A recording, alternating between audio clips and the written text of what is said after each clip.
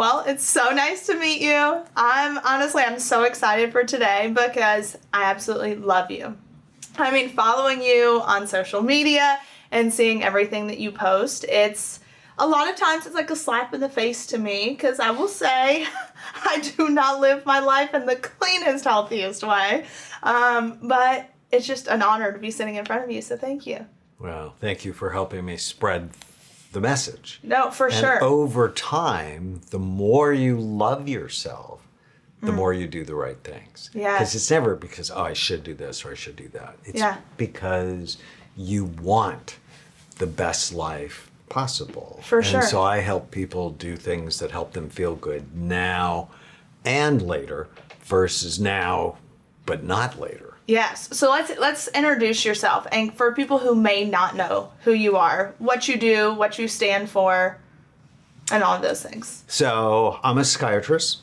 I'm a general psychiatrist and also a child and adolescent psychiatrist. Did not know that. And I'm board certified in both. Okay. And I'll start a little bit earlier. When I was 18, Vietnam was going on, and I became an infantry medic. And that's where my love of medicine was born.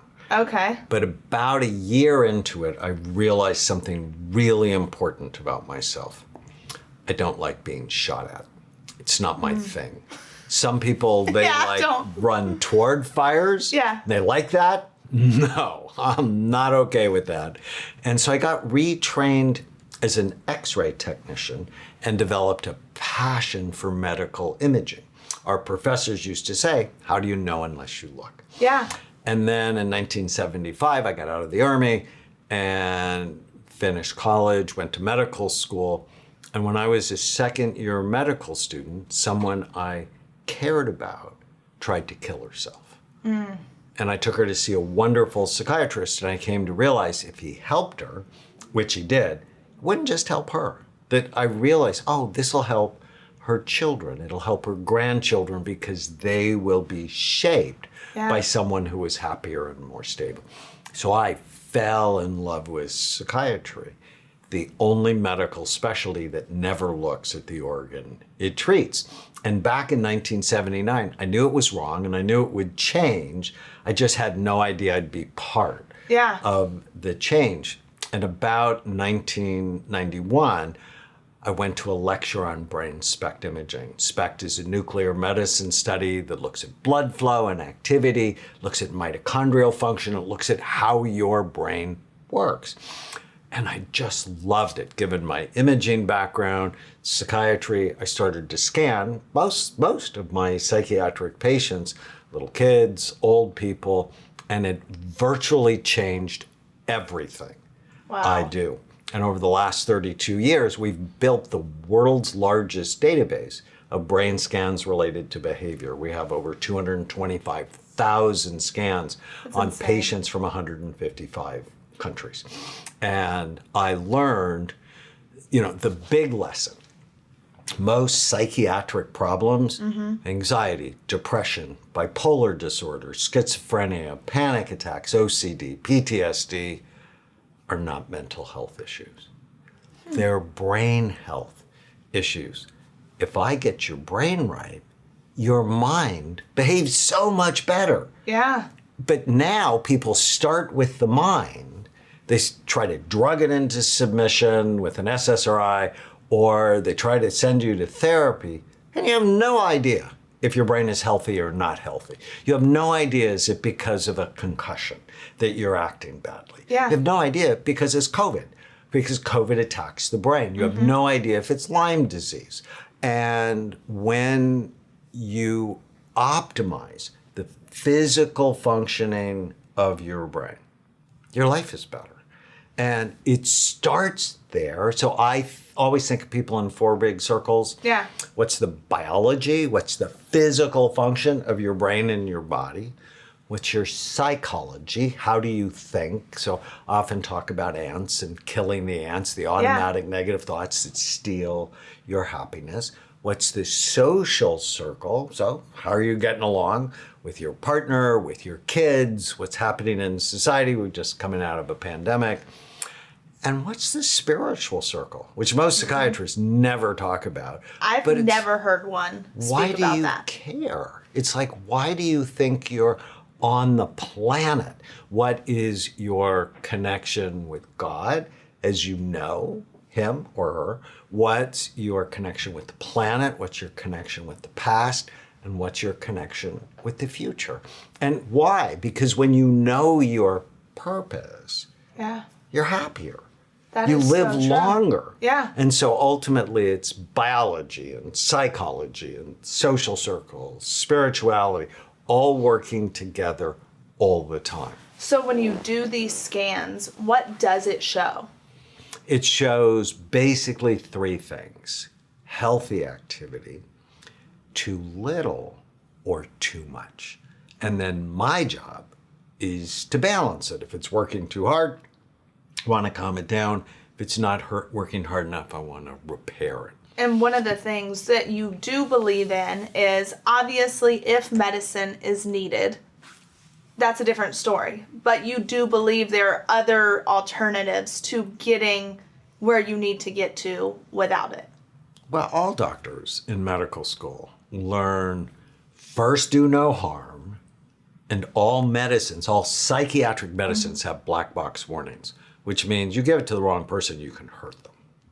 First do no harm, use the least toxic, most effective treatment. And if you just think of it, head to head against antidepressants, exercise has been shown to be equally effective. So walk like you're late, 45 minutes 5 times a week. At the end of 12 weeks, equally effective. At the end of 10 months, exercise is more effective. Head to head against antidepressants. Omega-3 fatty acids have been found to be equally effective. In one study from New Zealand, they're actually more effective. Take fish oil. Head to head against antidepressants, learning how to not believe every stupid thing you think. So a treatment called cognitive behavior therapy was found to be equally effective. So why not, if you're depressed, start walking like you're late, take omega-3 fatty acids, and whenever you feel sad, mad, nervous, or out of control, write down what you're thinking. And then just ask yourself, is it true? And let's just start there. Not to mention, if you're depressed, let me send you to the lab and make sure your thyroid's okay. Let me make sure you don't have inflammation in your body. Let me check your testosterone levels. We're living in an epidemic of low testosterone. I saw that. There was an levels. article that was released, and what were the numbers? Wasn't it something crazy? Well, it's like 40% of young males have suboptimal levels. And why do you think that is? Because we're poisoning them. We live in a society of plastic, and plastic leaches, and we get it in our body, and all of a sudden we're exposed to phthalates and BPAs and toxins that steal your hormones. And do you believe that any of it has to do, also something you speak about, marijuana, alcohol? Do you think that has anything to do with it, especially with marijuana Especially being with such marijuana and testosterone. It's a shit show. I mean, I always try to come up with a word that's not Hey, there's no other word. Obscene. It's a shit show what's happening in our society with fast food. The idea during the Super Bowl, there were 30 alcohol commercials. Wow. The idea that alcohol is innocuous, it's a complete lie, or alcohol is a health food, it's a complete lie. Marijuana is innocuous. It's a lie. Teenagers who use marijuana in their 20s have a higher incidence of anxiety, depression, suicide, and psychosis. And I published a study on 1,000 marijuana users, largest imaging study ever on marijuana.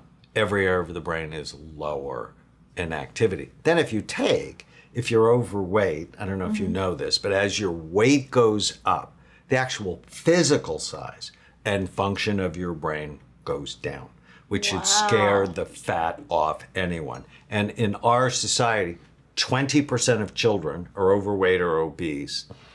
72% of adults are overweight or obese. 42% are obese. And this is the biggest brain drain in the history of our country. And if you want to keep your brain healthy or rescue it, you have to prevent or treat the 11 major risk factors. So that's a theme of my work. It's called Bright Minds. You need to attack each of these 11 Bright Minds risk factors. If you're overweight, you now have 7 of them.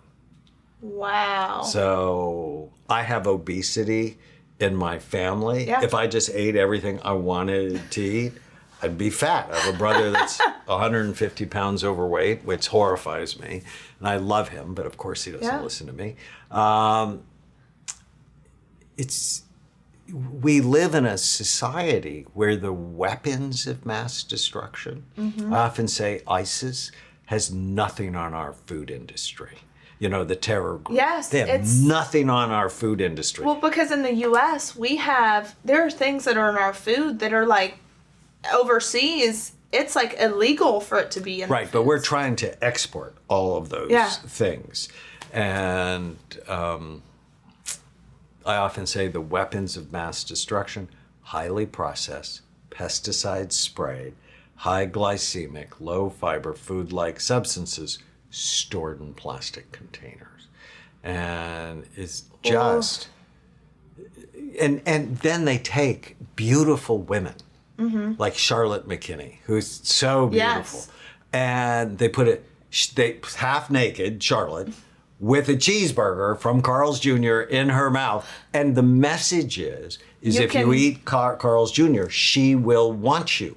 Well, one, there's no way she looks like Charlotte if she's eating these cheeseburgers. No, there's no way. They actually have spit buckets on the sets, so she'll take a bite and spit it out. But the underlying message is if you eat this, she will want you. Yeah. And it's a lie. Or I even think as a young girl looking at it, wow, she eats that and she still looks like that.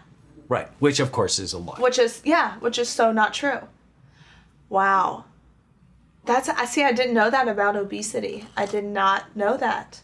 We are in a war for the health of our brain. Everywhere you go, when you just sort of pay attention, if you go to the airport or you go to the ball game, everywhere you go, someone is trying to shove bad food down your throat that will kill you early. Now, going back to the marijuana usage, because I think that's such a big thing with young kids right now. Middle school, high school, you're seeing it younger and younger and younger. What would you say to the kids who say, oh, it's not bad for you, it's medicinal, it's not a gateway drug? It's stupid, it's a lie. So we have a high school course called Brain Thrive by 25. And we've been teaching it for the last 15 years. Okay. And it's in 7 different countries. Wow. And we had an independent group study it. It decreases drug, alcohol, and tobacco use, decreases depression, and improves self-esteem. Why? We teach kids to love and care for their brain. And if you love yourself and you're reasonably smart, you realize your brain controls everything you do. How you think, how you feel, how you act, how you get along with other people. Yeah. So why would you poison the organ of success? And so we have one lesson. So it's a 12-week course. Okay. And week 5, things to avoid to have a healthy brain. And marijuana's on it, alcohol's on it, undisciplined digital behavior's on it, sugar's on it. And invariably, toward the end of the class, a 14-year-old boy, never a girl, it's really interesting, never a girl, raises his hand and go, how can you have any fun? And so we play a game with the kids called Who Has More Fun? The kid with the good brain or the kid with the bad brain? Who gets the girl and gets to keep her because he doesn't act like an ass? The kid with the good brain or the kid with the bad brain? Who gets into the college they want to get into? Who has the best jobs, makes the most money, has the most meaning and purpose, has a life they love? Yeah. The kid with the good brain or the kid with the bad brain. And then you realize you're not really depriving yourself of, you're only depriving yourself of things that hurt you. Yeah. It's like the famous comedian Drew Carey said. He lost a lot of weight. And when I heard him say, eating crappy food isn't a reward, it's a punishment. I'm like, oh, he's going to stay healthy. Yeah. Now, you live in Nashville, where they're famous for bad food. Yes. I mean, like, awesome food that will kill you 100%. early. And the level of obesity in Tennessee is really high. Yeah. Because we're not thinking beyond the moment. No, not at all. And so I know for me, like, my guilty go-to is soda. Like, Dr. Pepper, that's my breakfast. That's like my coffee. What is, I already know, I feel it. I know it's bad for me. But what Of course, it's terrible for you. What does that amount of sugar do to the brain? Or is it just sugar in it, or what? So what it does, no, it's not just sugar. It's sugar and caffeine. Was. Sugar and caffeine. It's a bad, it's just like a Red Bull. What it's doing is it jacks up your blood sugar, and then about 40 minutes later, because your pancreas sees that high sugar level, it drops your blood sugar. So you feel good, and then you feel like your brain's in mud. But it's also addictive. And so if you just stopped, you'd feel like you had the worst flu headaches in the world for a few days. But if you go, okay, on average, I have 20 ounces of Dr. Pepper a day.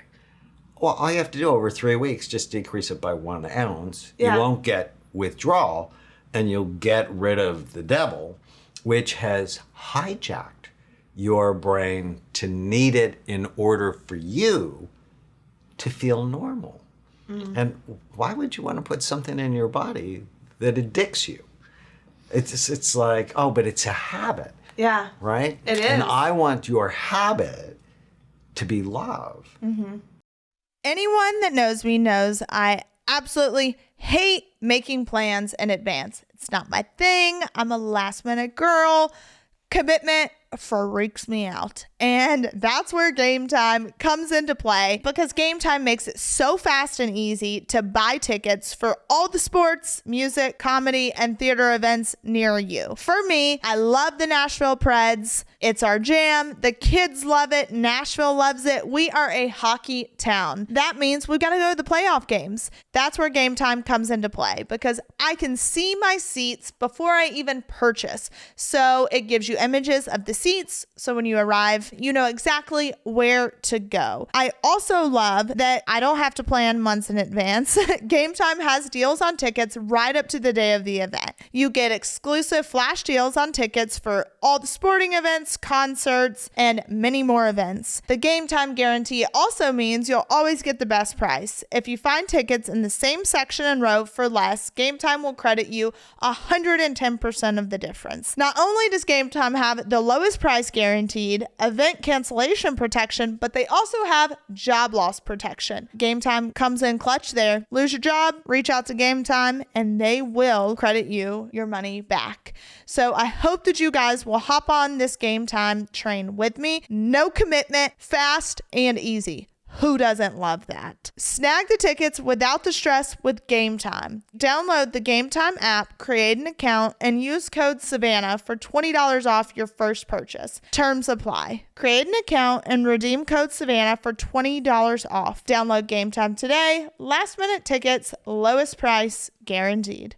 Unlocked with Savannah is brought to you by Progressive Insurance. Whether you love true crime or comedies, celebrity interviews, news, or even motivational speakers, you call the shots on what's in your podcast queue right? Now you can call the shots on your auto insurance too. Enter the Name Your Price tool from Progressive. The Name Your Price tool puts you in charge of your auto insurance by working just the way it sounds. You tell Progressive how much you want to pay for your car insurance, and then they'll show you a variety of coverages that fit within your budget, giving you options. Now that's something you'll want to press play on. It's easy to start a quote, and you'll be able to choose the best option for you fast. It's just one of the many ways you can save with Progressive Insurance. Quote today at progressive.com to try the Name Your Price tool for yourself and join the over 29 million drivers who trust Progressive. Progressive Casualty Insurance Company and affiliates. Price and coverage match. Limited by state law. The Tiny Habit in my new book, there's 366 short essays on the most important thing I've ever said. And there's a lot of small habits. Because I like to make things super easy for you. So when you go to the Dr. Pepper, just ask yourself, good for my brain or bad for it? And if you can answer that with information and love, you're like, oh, this has hijacked me. Mm-hmm. And what do you love more? See, I do the right things. Why? Because I'm crazy about myself. I love myself. Yeah. Right? I have a wonderful family. I have a mission I love. I want to live a long time. It's like, what do I really want? And it's an interesting question for you. What do you really want? Because you've been through a lot of stress, right? And I've been through a lot of stress. I've had a lot of people hate me over the years because I'm trying to disrupt what's happening in psychiatry. I think it's broken. I think it's wrong. I think we can do way better. So I have a lot of hate. And so I need to be strong mentally, brain-wise, in order to survive the stress that comes my way. And so if I'm crazy about myself, what do I want? I want energy. I want memory. I want clarity.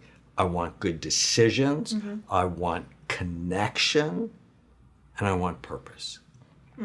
Dr. Pepper doesn't fit any of those. No. Dr. Pepper steals. No, it it steals. does not. And so if I asked you, Savannah, what do you really want in your life? Yeah. What would you say? Genuine happiness, not filled with control and anxiety. And Dr. Pepper controls you. Yeah. And the caffeine and sugar withdrawal will always make you anxious. And so that is very true. So it's a weapon of mass destruction. So if you just go into the grocery store, there's a whole aisle dedicated to sugar, and it's the soda aisle.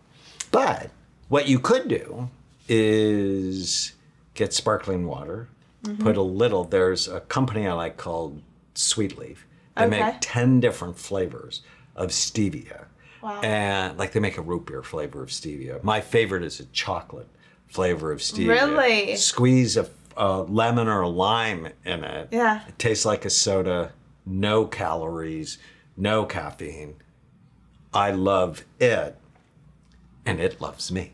Because whatever you do, I want you to ask yourself, do you love it? I want you to have an abundant life. Yeah. Do I love it, but does it love me back? Like alcohol doesn't love you back. It hurts you. It damages your brain. Marijuana doesn't love you back. It hurts you. It damages your body and your brain. Have you ever been in a bad relationship? Yes. Me Yeah. too. I'm not doing it anymore. No. Absolutely No. not okay with it.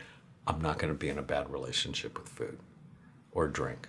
I'm only going to love stuff that loves me back. How does someone overcome being in that toxic cycle of a relationship or food or of saying, well, that's where I find my comfort. Like, I feel good when I'm doing it.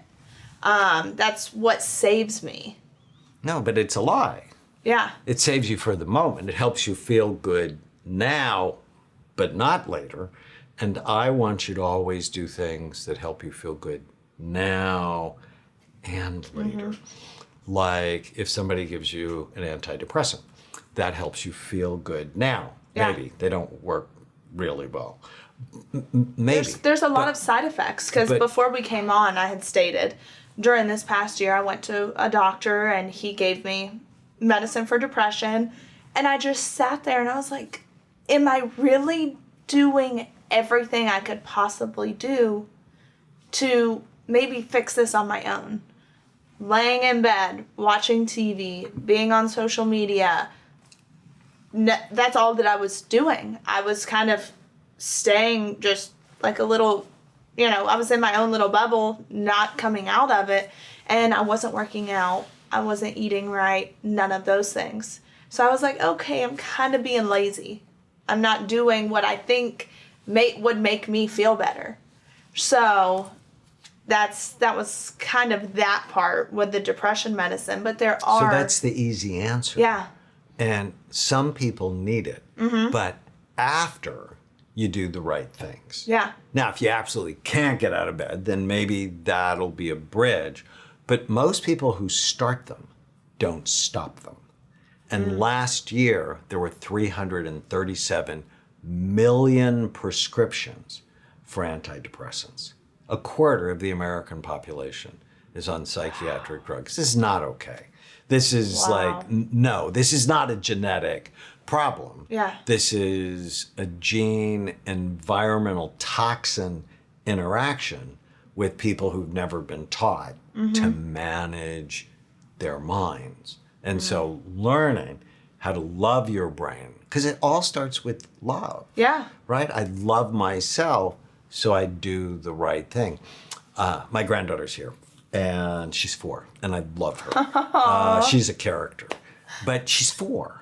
So when Haven wants something, she will have a tantrum to get her way. Now, the rule is, if you have a tantrum to get your way, the answer is no. It's always going to be no. Throw the tantrum. Yeah. But if you're 22 and you want your way and you don't get it and you throw a tantrum, you drink when you shouldn't drink. You smoke pot when you shouldn't be smoking pot. You eat bad food. You're like, no, I want what I want. And I'm like, come on, that is not a mature mindset. Yeah. Right? If you just gave in to your children every time they had a tantrum, you create entitled, spoiled children. Yeah. Whenever you give in to your tantrum yourself, you're creating your own behavior disorder. And the way out is this good for my brain or bad for it? And then treating yourself with love. Yeah. But firm, right? The best parents are firm and kind. It was, my dad would always say, I'm here to be your parent, not your best friend. So I'm not here to make you happy all the time. I'm here to love you, and loving you means saying no to things that you shouldn't be doing. Right. And then supervising you. I know where you are, what you're doing, who you're with. I'm tracking you. Yes, I'm checking. literally. And children hate that. They hate it more it. when you don't do it. that's what I was about to say. As an adult now, I remember I was so mad growing up. My dad, he would know where we were at all times. And he was like, if you can have as much privacy as you can afford. As much privacy as you can afford. And I would say that's none. So, and I remember being so angry, but now as an adult, I am so grateful for all the no's, because it taught me, it really showed, okay, you loved me. You cared about me. And I have a lot of friends who never had that. And they were just pushing the envelope just to be told no, so that they would get the love and the attention. Which is, I'm lucky I didn't have to do that. But, and so with children, I asked this. So I have a little sister, she's 10. And what would you say for kids who are diagnosed with ADD, ADHD, that are put on medication? And are there alternative ways to deal with that? So ADD or ADHD is real. Yeah. And when it's left untreated, it causes all sorts of problems. But the simple 10-minute answer is let me put you on Ritalin or let me put you on Adderall. And There's one called Quillivant. Quillivant. Yeah. There's also Concerta, there's Vyvanse, there's a whole group of them, but they're basically stimulants. And for some people, they're miraculous. Yeah. For other people, they're a nightmare. And so you have to know what the brain looks like to know that I can target treatment to them rather than to a cluster of symptoms. But the natural treatments for ADD, exercise. So don't give ADD kids gadgets. Don't give them gadgets till they're like an older teenager. Yeah. Because it steals their dopamine. So if you think of ADD, think of a dopamine deficit disorder. The stimulants work by increasing dopamine. So you never want to let someone's dopamine be taken from them. Yeah. Video games steal dopamine. Phones steal dopamine. Pornography steals dopamine. Alcohol, marijuana steals dopamine. So if you have low dopamine to start, we need to, not thrill you to death because that's going to make things worse. And then we support dopamine. So there's a simple supplement, L-tyrosine, which is the amino acid building block for dopamine. That can be helpful. Wow. Other supplements like rhodiola, ashwagandha, ginseng have been found to be stimulating, and that can be helpful. So, study from Holland. They took 300 ADHD children and put them on an elimination diet. So they eliminated all the crap in their diet. They could eat rice, vegetables, fruit, pear juice, lamb, turkey. That was it. At the end of 3 months, 72% lost their ADD. Wow. So the great American diet, the standard American diet, the SAD diet, what does it start with in the morning? It starts with how quickly can I feed you and we can all get out of the house. Yeah. It starts with pancakes. It starts with waffles. It starts with sugar-loaded cereals. It starts with pastries. It starts with donuts, muffins. It's a freaking disaster. Because if you take an ADD child and you give them a protein-based breakfast, so think eggs and sausage, their medicine actually works longer. If you give them a simple carbohydrate-based diet, an hour later, they're spacey. They're space cadet. And then we blame them, even though we should blame their diet. Yeah, because you're setting them up for failure. You're setting them up for failure by not thinking about, okay, how do I feed them? Wow. What did you have for breakfast when you were growing up? ChickfilA every morning. And what from ChickfilA on the way to school? Fried chicken and like chicken minis. It's like the bread with the honey butter on top. I mean, it tastes great, but it probably wasn't the most healthy for you. No, it's engineered it has the perfect crunchiness, the perfect meltiness, the perfect aroma. It is engineered by neuroscientists to addict you. I'm not okay about that. No. Right? That we're going to give, the ChickfilA family billions of dollars as they hurt the health of America.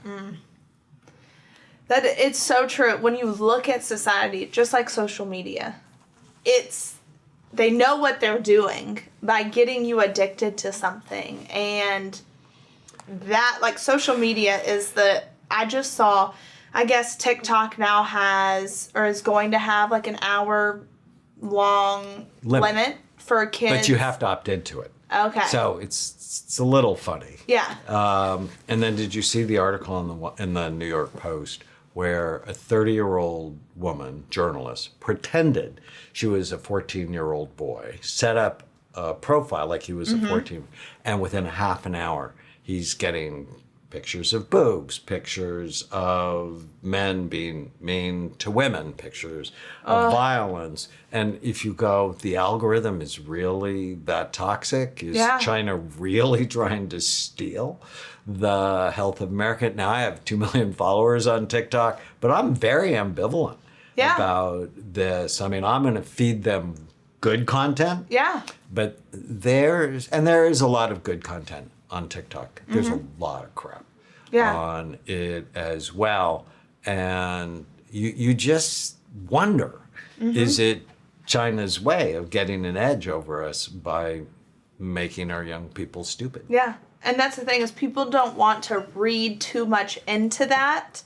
You know, whenever a comment like that is made, people, because I have said that, people are like, oh, you're such a conspiracy theorist. And yeah, but how many of these conspiracy theorists, like the virus came from the Wuhan lab, how many of them actually become true? That, I mean, I think everybody should be thoughtful, but just because the media feeds you a line, they're not working in your best interest. No. The media is working for who? They're working for their advertisers. Yes, who they're getting let's just paid be from. really clear.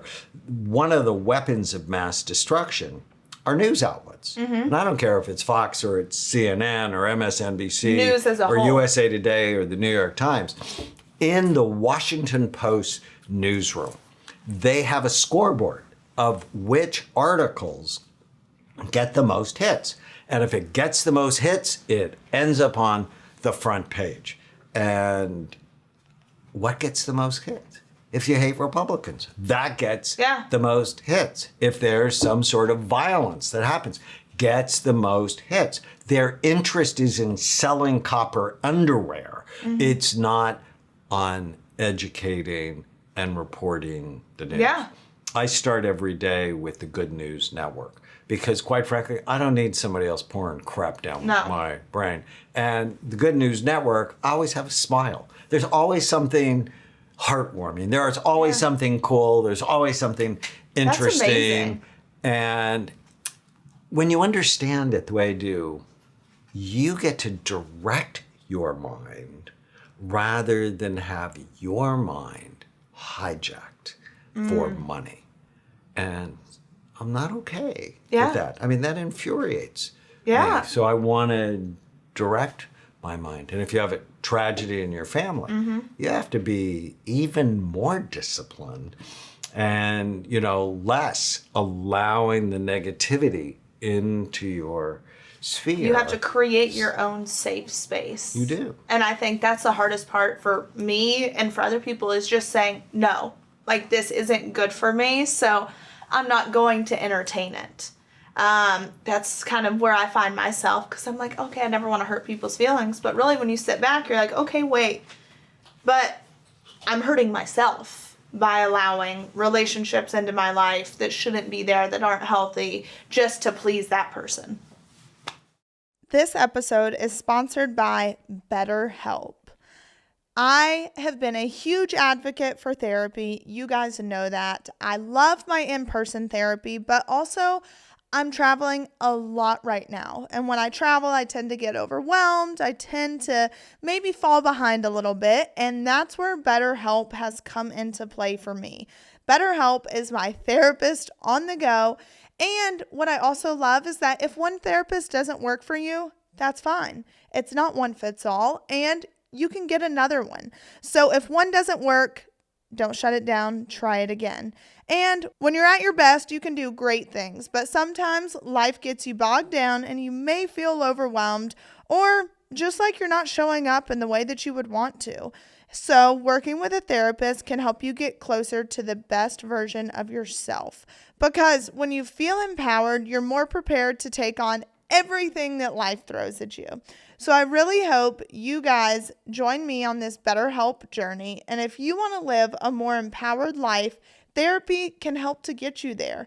Visit betterhelp.com/Savannah today to get 10% off your first month. That's BetterHelp, HELP.com/Savannah. The hallmark of a leader is his or her ability to say no. And you become like the people you spend time with. Yeah. And so if there are toxic people in your life, here at Amen Clinics, we have the no asshole rule. I love that. There's a book by a Stanford professor called the no asshole rule. And the no asshole rule starts with me, right?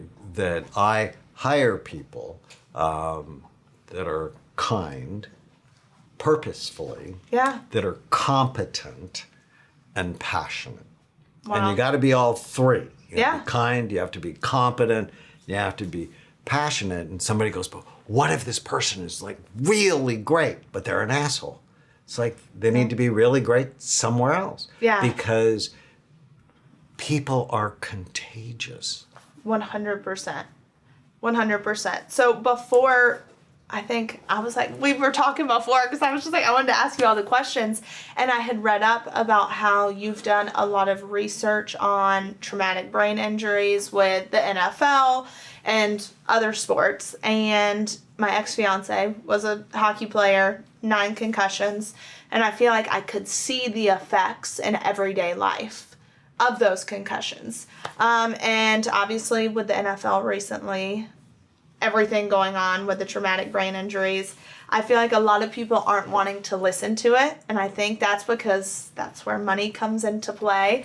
What are your thoughts in that field when it comes to sports and the traumatic brain injuries? Children should not play contact sports because they have developing brains. The brain is soft, the skull is hard, the skull has sharp bony ridges. Mild traumatic brain injury is a major cause of depression. It's a major cause of ADHD, addictions, depression, suicide. You want to protect your brain. Golf is good. Tennis is terrific. Table tennis is the world's best sport, and now we have this pickleball epidemic, which is awesome. So I love football. And when I was a teenager, I played, and I loved it. I was like a crazy Los Angeles Rams fan. But when I started looking at the brain, I'm like, uh-oh, this is clearly not good for you. I would see damage in high school players' brains. I'd see damage in college football players' brains. And then in 1999, Brent Boyd, who was an offensive guard for the Minnesota Vikings, he came to see me. His brain was toxic and damaged. And I helped him file one of the first workers' comp lawsuits against the NFL. And they just laughed at us. It's like, no, imaging, that can't tell you anything. And 2007, Anthony Davis, the Hall of Fame running back from USC, came to see me. And at 54, his brain looked like he was 94. And it was bad. Ooh. And he had temper problems, memory problems. He'd get confused. He'd be on the freeway and not know where he was going. And one of the doctors at USC said, you need to go see Dr. Amen. And I scanned him. It was terrible. I put him on a rehabilitation program, multiple vitamin, fish oil, brain boost. Within 5 months, he's dramatically better. And he's like, hey, doc, we have to tell people about this. And so he wrote to the commissioner. He didn't write back. But he got me to speak. See, that's the sad part. Well, it's so sad. He got me to speak to the Los Angeles chapter of the NFL Players Association. And I saw some of my heroes, like Freddie Dreyer, at the meeting. And they were clearly not cognitively their best. Yeah. And so I'm like, Anthony, we have to do something about this. And so the NFL Players Association partnered with me, and I did the first and largest study on active and retired players. We've done 350 players, high levels of damage. Stop lying about it. This is a brain damaging sport. Now, I think everybody now knows, but in 2009, when we started our study, my brother, actually, the overweight one, laughed at me and said, you just want everybody to play ping pong. You really think you're going to make any impact on this?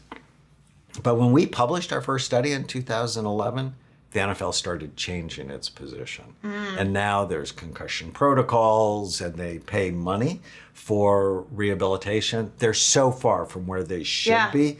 But Pop Warner went down like 50% because mothers started going. I mean, President Obama came out and said, I wouldn't let my kids play football. LeBron James came out and said, I wouldn't let my kids play football.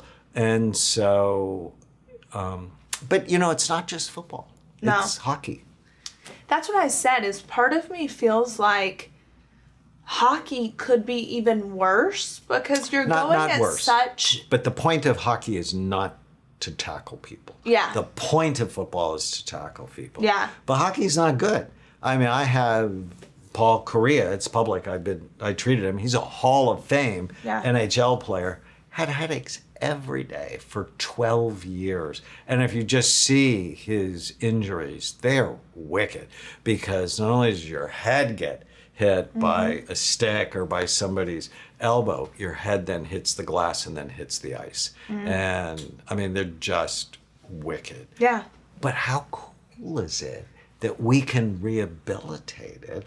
And if you're in love with someone who's had 9 concussions, well, pretty soon they're impulsive, which means they say things that hurt your feelings. Or they might do things that are hurtful. Yeah. Or they don't remember things, or they're more volatile. And it's not because they want to be, it's because the organ of behavior has been hurt. For sure. And I think, too, you know, because everything with my ex was very public. And so that behavior that was exhibited was headaches every day. And it was like, oh, I have to lay in bed. I have to be, you know. And it does take a toll on a relationship, but also the quick, gonna lose my temper, going to make irrational decisions that make no sense. But we can see it and rehabilitate it. Yes. So how many relationships are lost because nobody recognized there was a traumatic brain injury? In fact, if you ask me, you say, hey, Daniel, single most important thing you've learned from 225,000 scans. Mild traumatic brain injury ruins people's lives. And nobody knows about it because they end up seeing a marital therapist. Yeah. And nobody's looking at the brain. Yeah. And they're like, you need to sort of stop being an asshole. And it's like... But why are you doing those things? Why are you an asshole? Yeah, exactly. That is. And so when you go to traumatic brain injuries, would you say, obviously, suicide has been rampant in the past few years amongst all age ranges. Attempted suicide, does that cause traumatic brain injury? Well, traumatic brain injury can cause you to be suicidal. And so I'll say the reason I suicide ask, attempt can also cause a traumatic brain injury. For example, if you try to hang yourself and you have a lack of oxygen, but you don't die, odds are you've damaged your brain. So the reason I ask is from a personal experience. I had tried committing suicide. Never really spoken about it before. But I took a bottle of pills and obviously didn't work because I'm sitting here today, thank God. But ever since then, I feel like with my brain, like my memory, it's the most frustrating thing in the world because it feels so foggy. Well, we should look at it. Yeah. I mean, because how do you know? Yeah. Unless you look. But if you had clarity and now you don't, something happened. Yeah. And if you can see it, then you can go to rehabilitate it. So many people go, oh no, I don't want to be scanned because I don't want to know it's hopeless. It's hardly ever hopeless, right? There's always something but you can it's do. like, well, let's get the plan, Kill the Dr. Pepper, get you to take the right supplements. Exactly. Stop believing every stupid thing that comes into your head, right? Discipline your mind. And it's actually not uncommon to have suicidal thoughts. In one study from Washington State, 55% of the population at some point in their life had thoughts. Women try to kill themselves 3 times more than men, but men are 3 times more successful because they tend to choose more violent means. Wow. I had no idea. Yeah. That is, and so with suicide with children, you're obviously seeing an uptick. I mean, I can't tell you how many times I see a headline of a 10-year-old, a 12-year-old. It's heartbreaking. Where do you think that is coming from? Part of it's contagion, that they see someone else doing it. Part of it is isolation. There's a lot of bullying that goes on. And do you think COVID obviously had a big... Well, so many bad things happened with COVID. The lockdowns, totally bad for children. Yeah. I mean, and now you hardly don't know someone who's had COVID. Yeah. Right? I mean, they're trying to slow the spread. They didn't slow the spread. And then the virus by itself can cause inflammation in the brain, and that can make you more anxious and more depressed. In fact, if you get COVID, you have a 1 in 4 chance in the next 6 months of having a brand new onset psychiatric problem. So I think the inflammation from COVID, the vaccines might also cause inflammation in the brain, which nobody wants to talk about. Well, I think that's becoming a big thing because now finally the news is picking up on all the things that are happening with the vaccine and saying, okay, maybe we were wrong. Well, today, Congress voted 419-0 to make the federal government release all the documents related to COVID. We need to learn from this so it doesn't happen again. But if you take isolation and then the social unrest and the political divide, so now we have family members hating family members. Which is right? sad. I mean, there was so much the year before last at Christmas. There were families that weren't getting together. You're not vaccinated, you're a Republican, you're a Democrat. I don't want anything to do with you. I mean, it's just nuts. And this stress in the adults trickles down to the children. Children are like violins. They play the stress of their parents, and then they go to school, and if someone's vaxxed or not, someone's a Republican or not, now they bully each other. What's going on in our society is unlike anything that awful. I've seen in my 68 years. Well, you look good for 68. Thank you. I think it's all the tea and healthy, something I should follow up on. I'll take a page. But this your is book. what I tell women. I'm like, you do brain healthy stuff, your hair is going to be thicker, your nails will be thicker, and your skin will be prettier.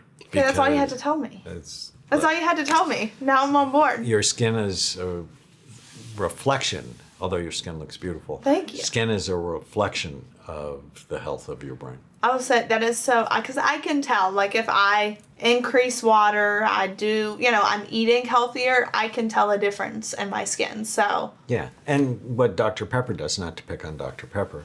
Hey, we love it, but. The sugar, but it doesn't love you. Yeah. The sugar increases inflammation, which increases wrinkles, and the caffeine constricts blood flow, which is why I'm not a big fan of caffeine. You don't want anything that constricts blood flow, because when you constrict it, your skin looks older. Yeah. And so what do you say about, because you just spoke about caffeine, so these pre-workouts that are out here, and I asked this for my 16-year-old brother that takes an abundance of pre-workout. Well, it depends what's in it. I mean, if it's a little creatine, that's probably okay for you. If it's healthy protein that doesn't have a lot of crap in it, that's it's just straight up caffeine. I want to say it's like caffeine, 100. It's ridiculous. Something. Yeah. It's a drug. Okay. Yep. Hope he hears that. Perfect. That's the answer I needed. Thank you. So I think you have a new book coming out. I do. And you want to tell us about it? Because I'm excited for it. Change your brain every day. Okay. So I've written 40 books over the last 40 years, and I love them all. This is my favorite. Why? It's the most important things I've said in the last 40 years. Wow. 366 short essays just 2 or 3 minutes a day with an action step.